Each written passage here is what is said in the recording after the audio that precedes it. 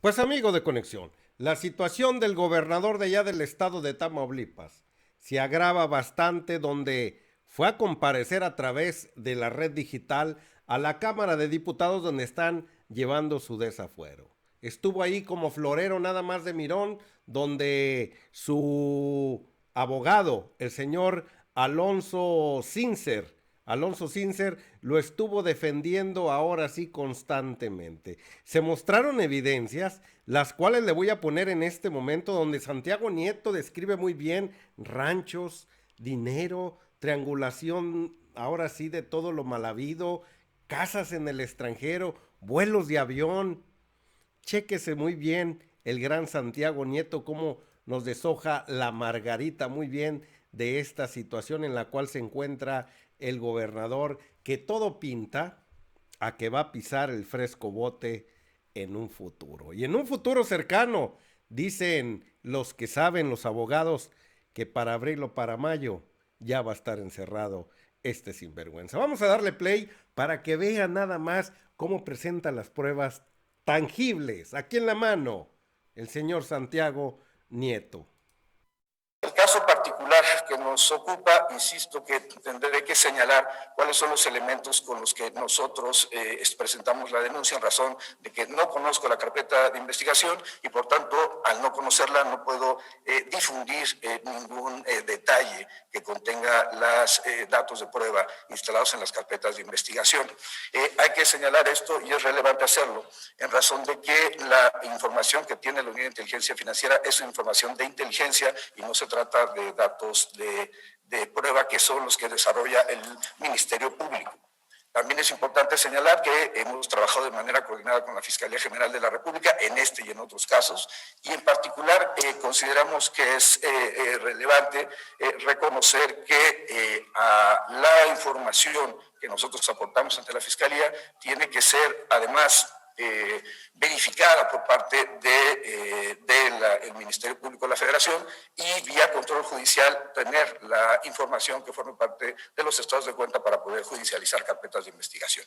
Sin embargo, quería hacer precisamente la explicación porque los datos de las notas de inteligencia de las cuales estamos nosotros partiendo es información que proporciona el sistema financiero, es decir, los bancos, de manera espontánea, sin necesidad de que haya requerimiento por parte de la unidad, tienen la obligación de reportar cualquier situación que consideren inusual, en donde se rompen los perfiles transaccionales de los clientes usuarios del sistema financiero. Lo mismo sucede con los avisos de los sujetos obligados por actividades vulnerables, desde vendedores de autos, blindadores, hasta temas vinculados con el comercio exterior, con la venta de criptomonedas o los temas relacionados con el venta de arte o ventas de joyas, tarjetas prepagadas, etcétera. Estos son los datos que tenemos respecto al señor Francisco N. Ustedes podrán ver el concepto, su participación como funcionario público y después un movimiento importante de recursos no declarados ante el Servicio de Administración Tributaria. Por supuesto, la autoridad competente para determinar si existe una evasión o una defraudación de naturaleza fiscal será el Servicio de Administración Tributaria y evidentemente la autoridad competente para generar la querella respectiva es la Procuraduría Fiscal de la Federación. Sin embargo, nuestra obligación en términos legales tiene que ver con los procedimientos relacionados con el combate al lavado de dinero, financiamiento del terrorismo y cualquiera de sus delitos precedentes, incluyendo evidentemente los temas relacionados con presuntos actos de corrupción. Parte de la denuncia tiene que ver con la adquisición y venta de un departamento en Bosques de Santa Fe, de propiedad del señor Francisco N., vendido por 42 millones de pesos. La fuente de esta información es la declaración patrimonial 3 de 3. También un rancho en Soto de la Marina, Tamaulipas, valorado en 63.4 millones de pesos, escriturado a favor de una empresa de naturaleza familiar. La fuente es el registro público de la propiedad y los folios ustedes pueden verlos en este momento y esta es la información que nosotros hemos denunciado. Es relevante decir que hay otro rancho en Tamaulipas con superficie de 950 hectáreas y 450 metros de construcción valuados en 38 millones de pesos, adquirido por una empresa que tiene las características de fantasma relacionadas con Bernardo N., socio de Francisco N. La fuente son nuevamente instrumentos notariales y la fecha de consulta es el 9 de marzo del año 2021. Si después del 9 de marzo de 2021 hay alguna variación, pues esa variación ya no corresponderá al momento en que nosotros hemos presentado la denuncia y bueno, lo que nosotros estamos haciendo es verificando en tiempo real la información respectiva. La hacienda del Soto de la Marina, Veracruz, de la empresa familiar está evaluada en 53.6 millones de pesos en fuente obtenida a partir de mecanismos de inteligencia. Hay una casa en Reynosa, ubicada en la declaración 3 de 3. También se encuentra una propiedad en McAllen, Texas, relacionada con el señor José R., primo del señor Francisco N., fuente obtenida a partir de la información de LexisNexis. Tenemos además una serie de casas vinculadas en las declaraciones, una casa de 7 terrenos en Reynosa, en copropiedad de Mariana N. Quisiera también mencionar que ha sido proporcionada por distintas agencias información relacionada a una casa en McAllen, relacionada con Francisco N., valorada con 8.5 millones de pesos. Hay otra casa en McAllen relacionada con una empresa de naturaleza familiar y en general se trata de inmuebles adquiridos no solamente de manera personal, sino también a partir de mecanismos de copropiedad y a partir de empresas donde el señor Francisco N. resulta accionista. En McAllen, Texas, está este inmueble, también se encuentra vinculado con Ismael N., hermano de Francisco N., y en McAllen, Texas, hay también una casa valorada en 10.7 millones de pesos relacionada con José e Ismael N., a partir de información que nos ha proporcionado agencias de otros países. Hidalgo, Texas, hay otra empresa relacionada, un terreno relacionado con una empresa de naturaleza familiar. En Hidalgo County aparece también Appraisal District, propiedad de José e Ismael N., en Hidalgo, Texas, relacionado con Manuel N., un inmueble valuado en 5.9 millones de pesos. En El Paso, Texas, una propiedad relacionada con José R., primo de Francisco N., y también hay inmuebles localizados en Edimburgo, Texas, en Padre Island, Isla del Padre, Texas, relacionado con José G., y en Padre Island, propiedad de Baltasar N., uno de los socios y personas vinculadas con el señor Francisco N. También es importante señalar que LexisNexis, en fecha de consulta en el año 2021, nos arroja la propiedad de este centro comercial y pues en general lo que tenemos es una disparidad entre los inmuebles pertenecientes a las asociaciones, los inmuebles pertenecientes a la familia y el ingreso que como servidor público pudo haber formulado durante los años del servicio público Francisco N. La casa en Misión, Texas, está evaluada en 5.9 millones de pesos. Hay una propiedad relacionada con la empresa familiar en McAllen, otra nueva propiedad vinculada en McAllen por una información que nos ha dado agencias extranjeras. Hemos solicitado la autorización correspondiente para poder hacer del conocimiento de las autoridades competentes, como es esta sección instructora, esta información.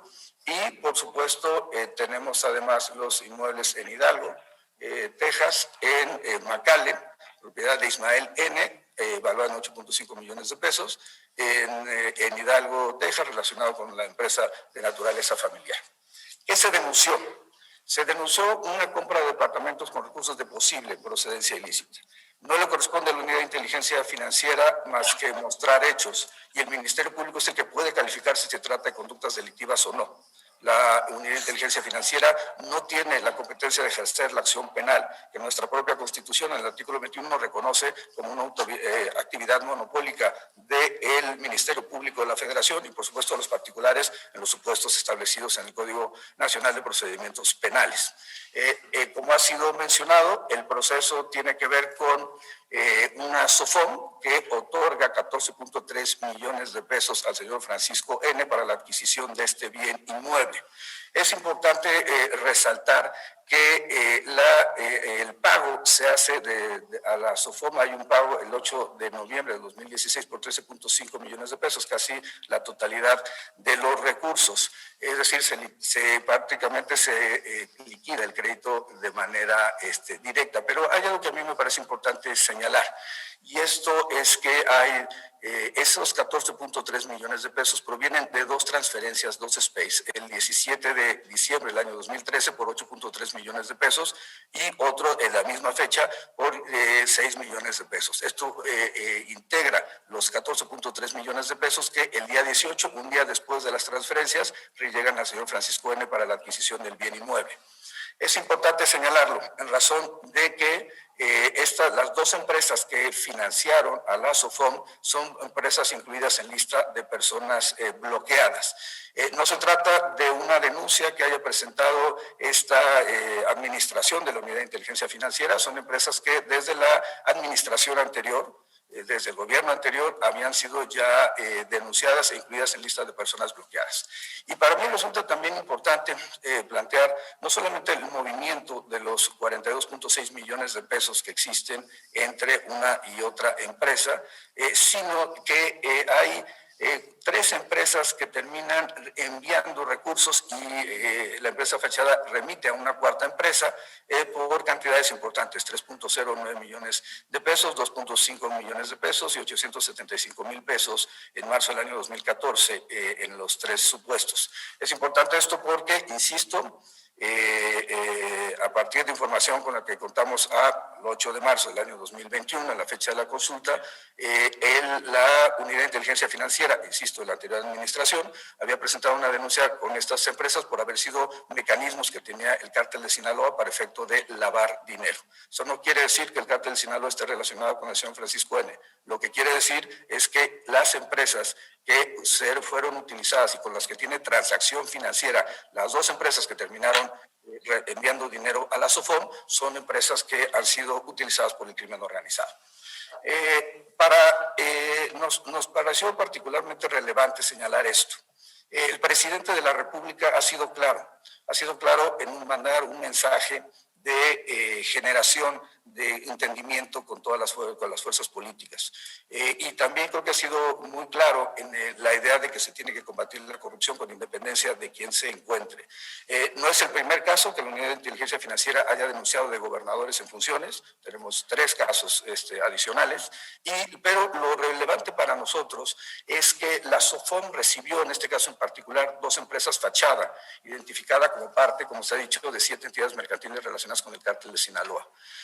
Se le relaciona con un incidente de una avioneta estrellada en Venezuela cargada con cocaína del cártel de Sinaloa y, como mencioné, esto fue denunciado por la UIF desde el año 2013. Como he mencionado, el 17 de diciembre la SOFOM manda 14.3 millones, recibe 14.3 millones. El día 18, Francisco N. recibe el dinero de la SOFOM por la misma cantidad y finalmente esto termina permitiendo la adquisición del bien inmueble de referencia.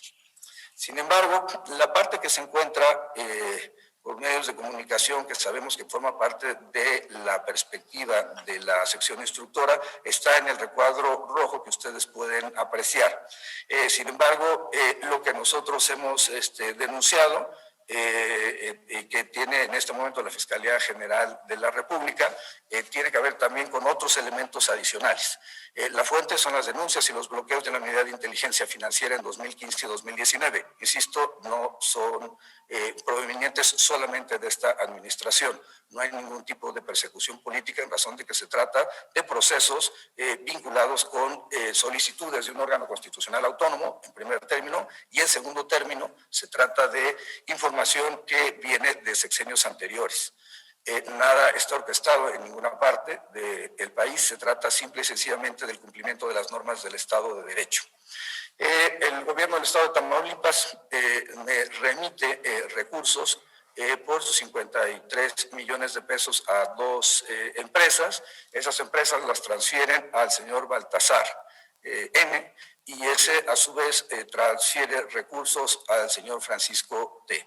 Estos recursos terminan llegando a la posesión del señor Francisco N. para la adquisición de otro tipo de bienes inmuebles. Pensemos que es un tema relevante porque está vinculado con las observaciones de la Auditoría Superior de la Federación en la obra de la unidad de docencia.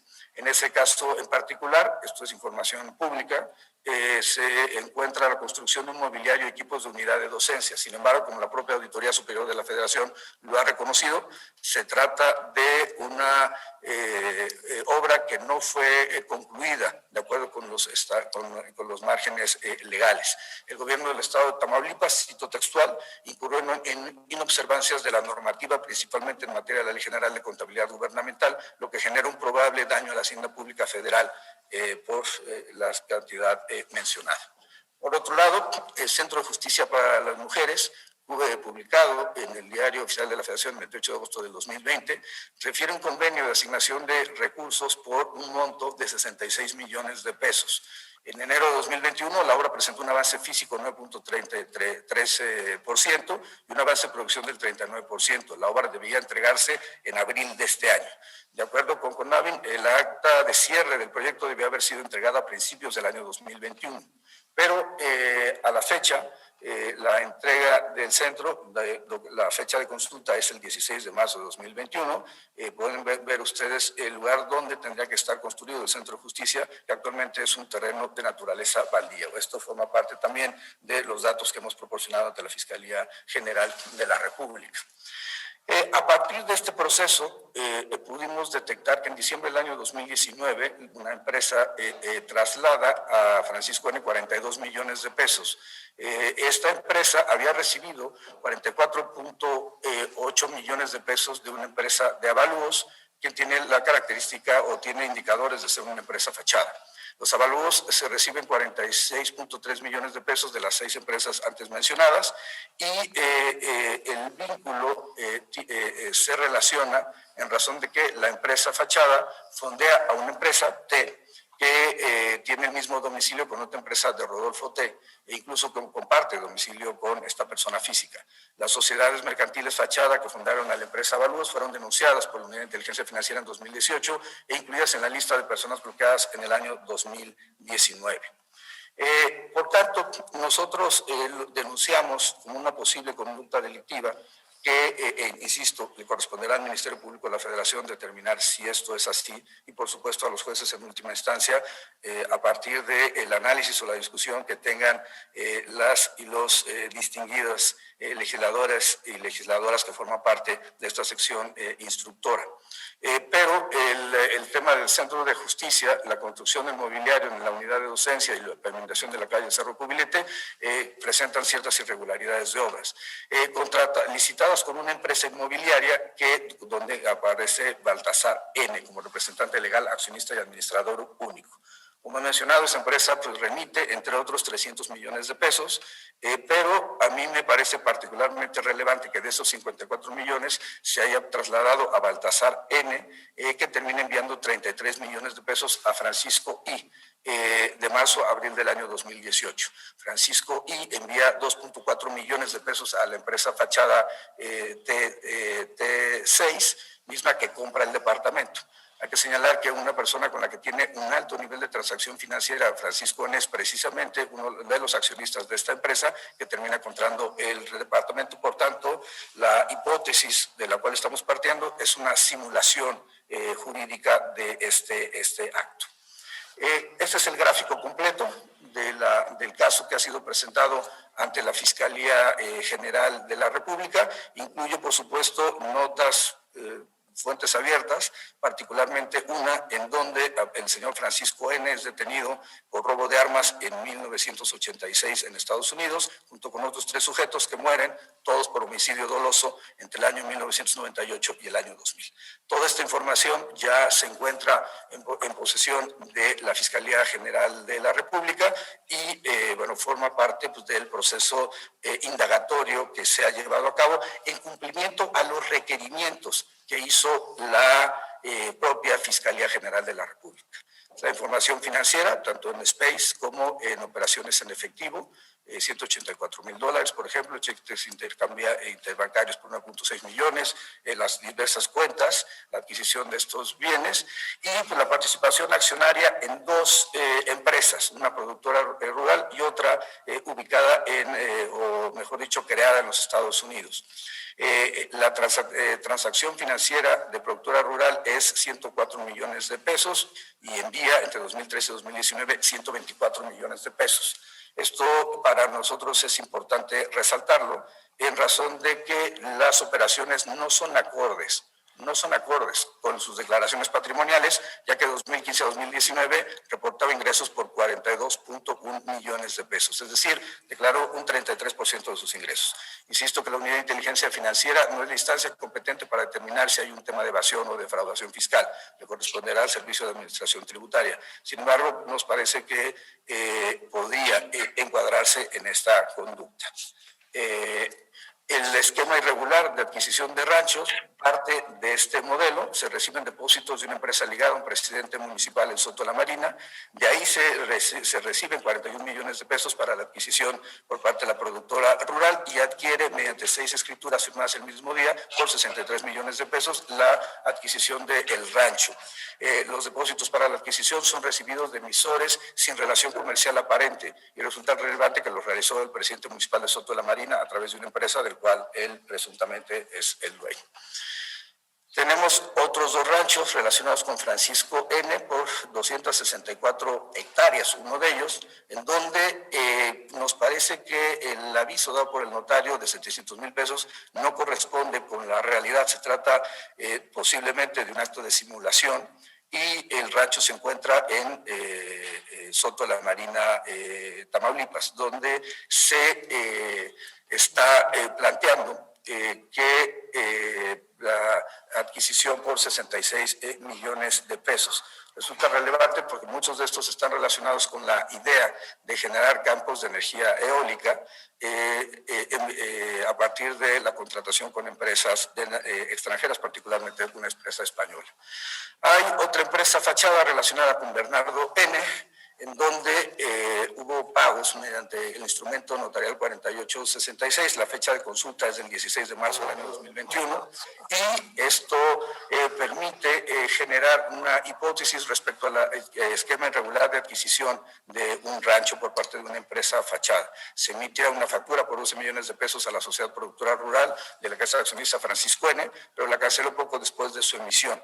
La empresa recibe 4 millones de pesos sin justificación aparente y la empresa fachada ha enviado 7 millones de pesos en favor de la cuenta de una mujer en la que figura como beneficiario Bernardo N.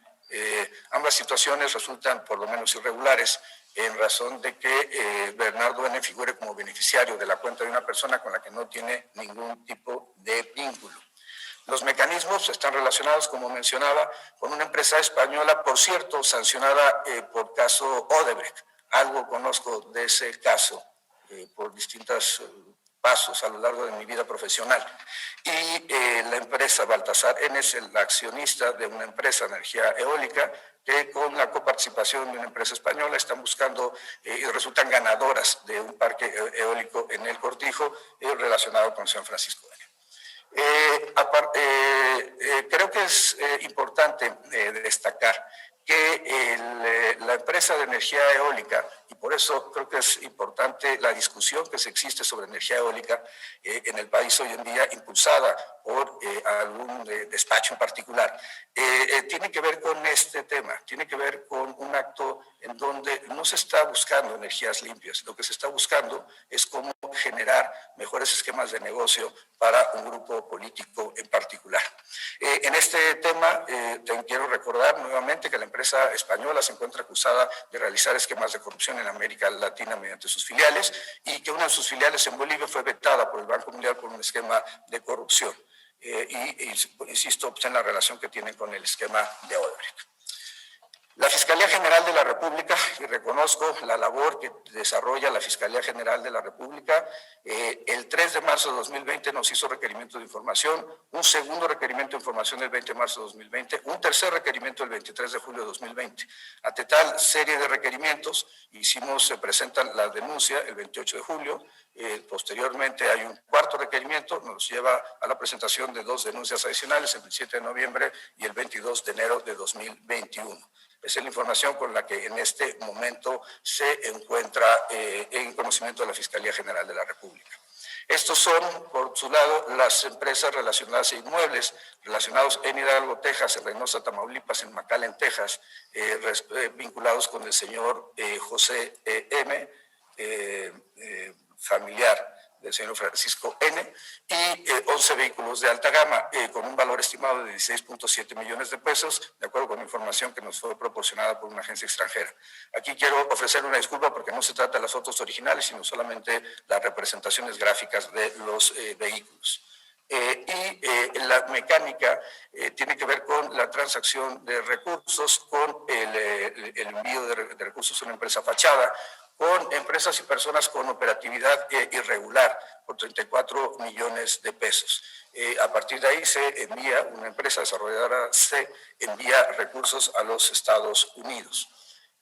Por otro lado, se reciben sueldos y salarios de 7 empresas que se encuentran con las características de fachada y que el Servicio de Administración Tributaria de este país ha ya listado como una empresa que factura operaciones simuladas. Es decir, ya hay en un caso concreto una determinación por la palabra para efecto de señalar que es una empresa que factura operaciones simuladas.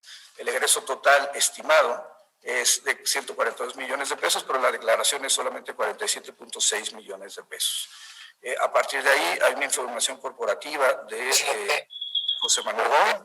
Vamos a escuchar, licenciado, vamos a terminar de escuchar. Está proporcionando datos el señor de la unidad que no son materia de la solicitud de la Fiscalía y que me parecen que son impertinentes en el sentido de que no llevan a la investigación que se está haciendo por parte de la sección instructora.